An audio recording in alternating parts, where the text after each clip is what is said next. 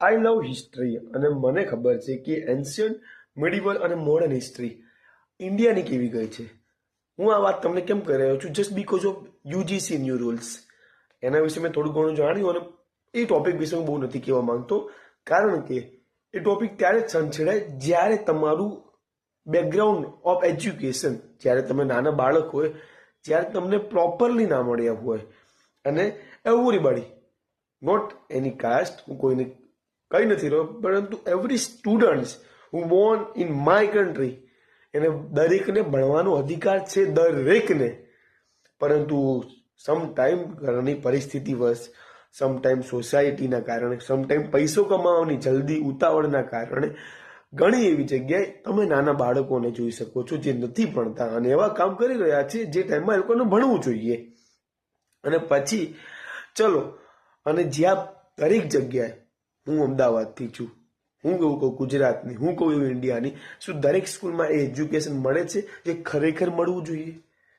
ભાઈ, આગળ તો બધા વધે છે, ધોરણ તો બધાના બદલાય છે, પરંતુ જે હજી પણ ચૂનાવણી વિચારધારા છે લોકોની, જાતિઓમાં ભેદભાવ કરવો, તું આ છું, હું આ છું, તું પૈસાવાળો, હું ગરીબ, ને અડધા વર્ષથી કોઈને ડિસ્ક્રિમિનેટ કરવું હજી પણ ચાલી તો રહ્યું જ છે ને. હું એઝ એ કૃણાલ ઘણી બધી સ્કૂલમાં વર્ક કરીને આવ્યો છું, ઘણા બધા છોકરાને ભણાવીને આવ્યો છું, અને છતાં પણ એમના મોઢામાં ઘણા એવા વર્ડ્સ આવે છે જે ના બોલવા જોઈએ બીજા વિદ્યાર્થીને. હું એમને માત્ર કહી શકું છું ટેમ્પરરી, હું એમને બીવડાવી શકું છું, ડર આપી શકું છું, પરંતુ જીવનભર કોઈની સાથે તો ના રહી શકું ને. તો દરેક પેરેન્ટ્સનો પણ એક ડ્યુટી બને છે કે તમારા બાળકને એટલું શીખવાડો કે પોતાની જાતને, પોતાના સિવાય બીજા ઉપર ફોકસ ના કરે, પંચાત ના કરે, બીજાને જજ ના કરે અને બીજાને એવા વર્ષથી ડિસ્ક્રાઇબ અથવા બોલાવે નહીં જેથી આગળ જઈને પ્રોબ્લેમ ક્રિએટ થાય. આ બધી વસ્તુ છે ને બાળપણથી શીખવાડવામાં આવે. જીજાબાઈએ છત્રપતિ શિવાજી મહારાજને બાળપણથી એવા ગુણ મૂક્યા હતા ને જેથી જ્યારે એ યંગ થયા ને ત્યારે ઓટોમેટિકલી એમની અંદર હવે નિર્ભયતાનો ગુણ અંદર આવી ગયો હતો.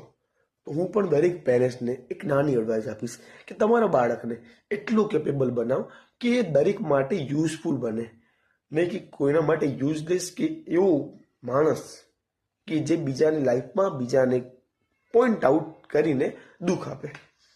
સમજો છો હું શું કરી રહ્યો છું?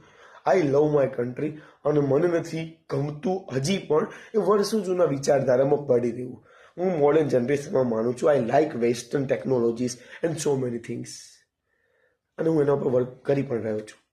Okay, by.